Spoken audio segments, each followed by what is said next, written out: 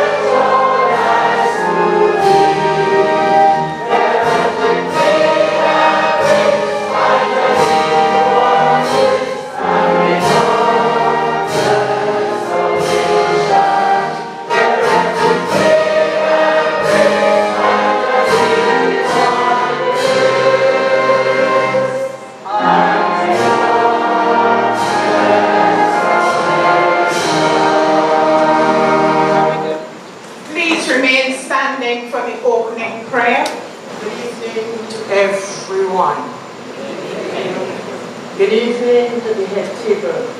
But a very special good evening to a special gentleman. Our Prime Minister, Dr. Rowley, a very special good evening to him. As we gather to pray, I would like each one, bow your head, bow your hearts and give it to God. We thank you, Lord, for this time and for this hour. We give you praise and thanks because you are worthy to be praised. Many would have liked to be here, but for some reason they are not. So we have to thank God. We have to give him all the glory, all the honor that is due to him. We thank you this evening that we have gathered together for the country's business, and so we hope this evening whatever would be said and done would be said and done to your honor and to your glory. And we pray that you taking, listen to what is being said, try to understand. This evening I thank everyone for coming. The Prime Minister, Dr. Rowley, may God continue to bless him. I say continue to bless him, not to bless him, continue to bless him. Because he's blessing him, he's still here with us. No matter what, he's among us this evening. Remember all of the Parliament this evening.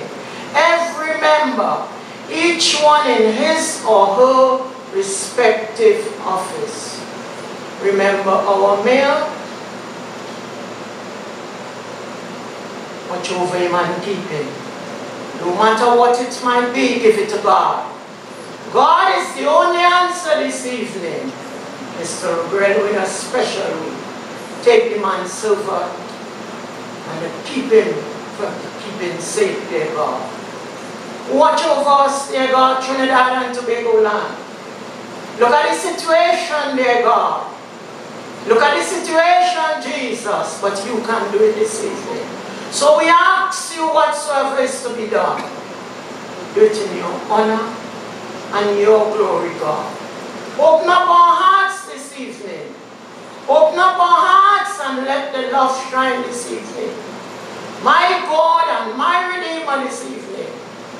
I thank you for all that are here. I thank you for each one. And may God touch us individually. And may God touch us collectively. This evening, Jesus, I pray for Marabella West. I pray for San Fernando. I pray for all the surrounding areas. I pray for all The PNM family this evening, bring our hearts in one accord. I pray for the opposition. May you spin them around and bring them to consciousness. That they would join with our government and we would be number one. I pray this evening that you speak to them. If they are listening, please get to know God. Everything is possible with Almighty God this evening. And so as we gather here, you brought us that we may sit and listen. That we may give God glory. Because He's God and God alone.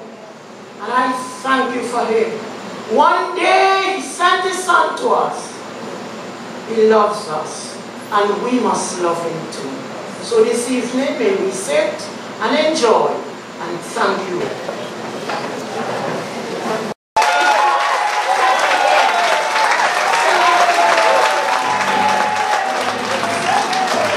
Past 7 years, the only true Attorney General that we have had in the past 7 years. The only true Attorney General that we've had for the last 2 years. And ladies and gentlemen, none other than the Member of Parliament for San Fernando West. The person who has an agenda for the legislation in our Parliament. The only person who has continuously ensured that the legislative agenda of the People's National Movement and of the people of Trinidad and Tobago makes sense. Ladies and gentlemen, join me as I welcome our Attorney General, the Attorney General of Trinidad and Tobago, who will not be in any court unless it is to fight a case against former Attorneys General. Ladies and gentlemen, welcome Faris Al Rawi.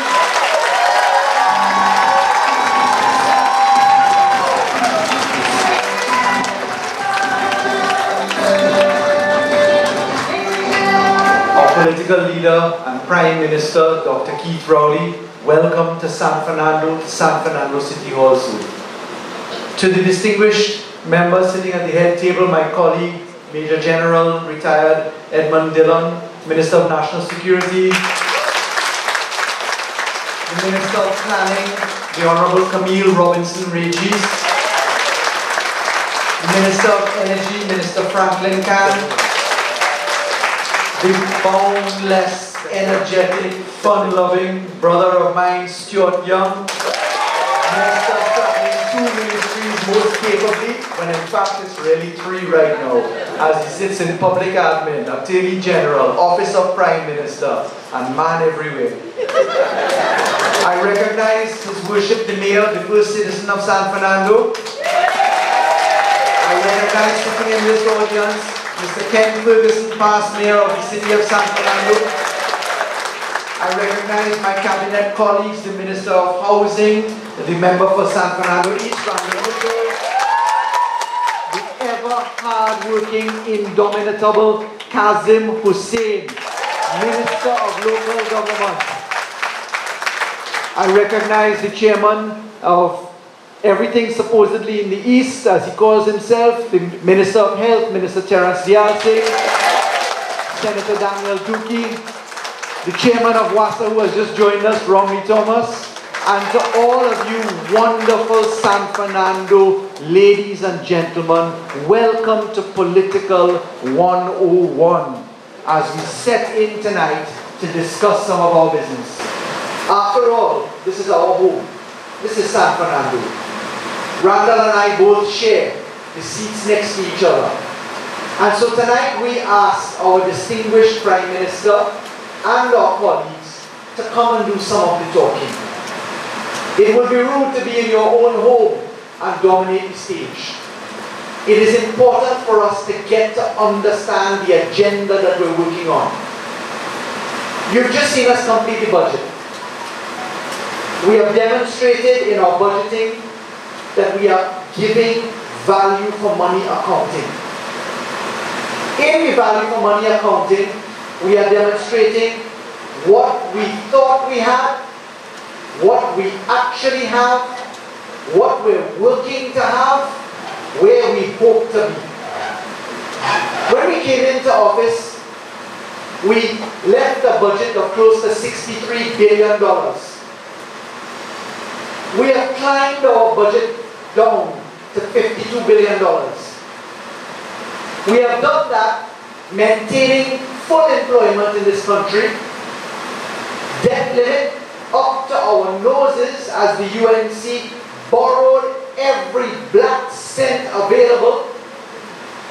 They took our dividends and profits from the natural gas company to the tune of $16 billion. They raised our debt to GDP ratio, making borrowing more expensive. But more particularly, they made some decisions.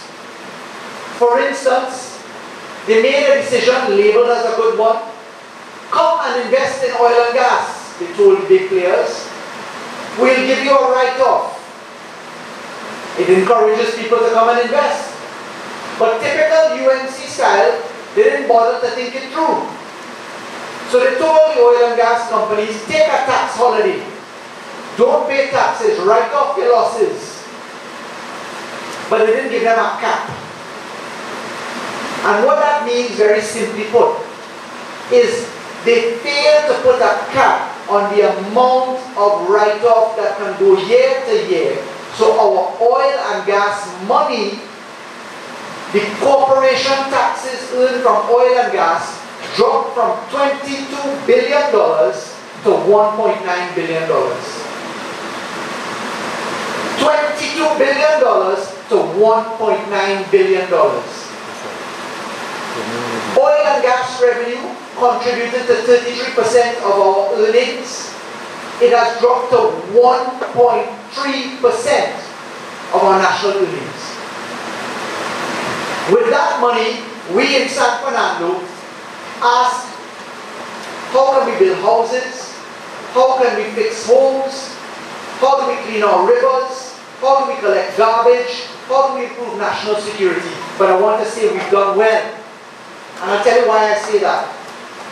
We've done well. Today's scholarships were announced.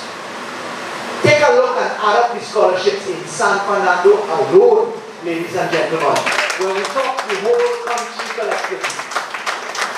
Take a look at our success in a cooperation with the members of Parliament for East and West working together to ensure that we didn't suffer the floods that suffered when Brett came the second time round. Not by mistake, but I want to tell you, in looking at the value for money and inviting our guests tonight to talk to certain parts of what we're asking them to talk about, I'll just speak for a little bit on the role and function of the office that is the Office of the Attorney General.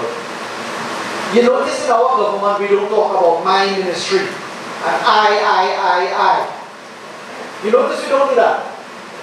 The Office of the Attorney General has, for the first time in the history of its structure, a merger with Legal Affairs.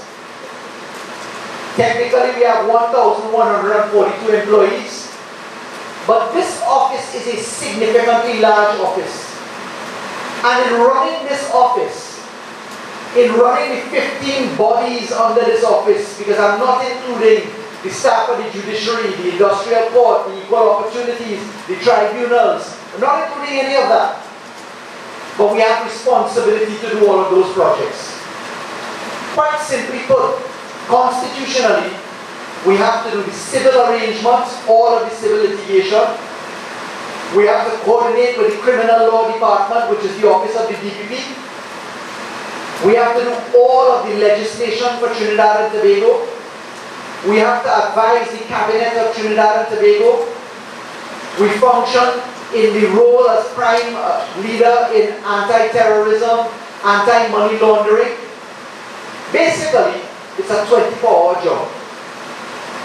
And the truth is, whilst we have had massive successes this year in opening the doors to children and family court arrangement for the first of its kind, soon to come live in God willing, the month of November, doing the criminal justice reform package that we did, improving the DPP's office as we have done, improving the prosecutorial function as we have done, adding criminal proceedings rules as we have done, ensuring that cases can move faster in the criminal justice system as we are doing in a way that has never happened before. It's a very important role that we function and perform inside of that, and it's anti-corruption. And those of you who are paying attention to the script that our opponents have, bear in mind the words that the Honourable Prime Minister used yesterday in his press conference. When asked about criticisms coming to the Office of the Attorney General, he said, that's nothing surprising. These are people who are mortally afraid of what is coming. And tonight, we are going to hear some of that. But I will allow that conversation to happen in the proper form and fashion. I just want to leave you with an absolute assurance, ladies and gentlemen. This government is very conscious that it has to perform. We know that the people of Trinidad and Tobago are tired of talk. Our Prime Minister says to us, it is not what you promise that will be on gauge and measure in 2020 when a next general election is due. It is what you have accomplished. Tonight we're going to hear from the Minister of National Security. I see a lot of my beloved brothers and sisters from Embarcadero here tonight, from Marabella here tonight. I've seen a couple from the Hatters area here tonight. I want to tell you, crime and security is a #1 purpose for us. And the Ministry of National Security is in very tight coordination with the Office of the Attorney General. The Minister of National Security has been side by side on our anti-terrorism work, on our border protection work, on bringing to life DNA for the first time since it came onto the books of this country from 1999 come forward, in putting simple things like toilets into prisons to deal with unconstitutional living conditions, in making sure our security services agency is performing. How many of you have noticed? An allegation of kidnapping and an arrest a day after. An allegation of a murder and an arrest 2 days after or 3 days after. A tip-off for a drug bust and 2 policemen caught in the act, allegedly. Haven't you noticed a little bit of a change? You think anybody wants to talk about that? Well, it didn't happen by mistake, ladies and gentlemen. And our Honourable Minister of National Security is going to talk to some of that. So I ask you to pay attention to our contributions from our colleagues tonight, our guests in San Fernando. The last time I had the pleasure of sitting on a stage with Stuart, it was before the general election, as we sat on a stage in a car park down by Gulfview. He brought blessings then, he continues to bring blessings now. The last time the Prime Minister spoke on a stage, it was right here. The last time the Minister of National Security spoke, it was in support of San Fernando right here. So let's pay attention. I want to assure you, in the months ahead, on the legislative and anti-corruption and anti-criminality drive, you're going to see a combination of common sense, hard work, good legislation, and most definitely operational procedures. So let's make sure that our guests deliver what I know you want to hear tonight. And I ask you to give them warm San Fernando welcomes and to enjoy tonight's proceedings. Welcome to you all. Thank you very much. But I know you all have the right to reach and you all have about them. So I would think let me do some little babies. However, the good side of that, that is a regular style practice. It's coming to San Fernando on the first. Just respond.